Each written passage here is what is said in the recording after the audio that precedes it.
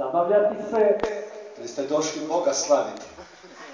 Ova pjesma mi nekako jest lijepa, ali nije baš za ovu večer.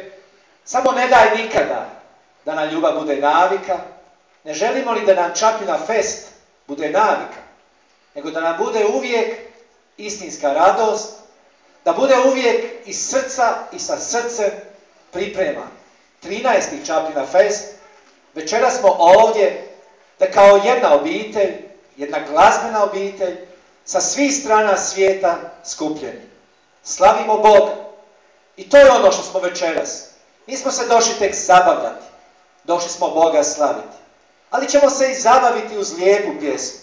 Zabavit ćemo se uz lijepu svirku, uz ove naše mlade koji su vrijedno pripremali i program nam večeras osmislili. Program 13. Čapljina fest.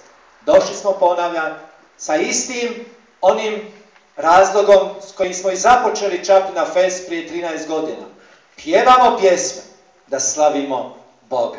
Zato smo ovdje večeras i sada ćemo pjesmom Silan Bog slaviti Boga, onda i nastaviti drugim pjesmama i na drugim jezicima i na hrvatskom i na ostalim slaviti Boga.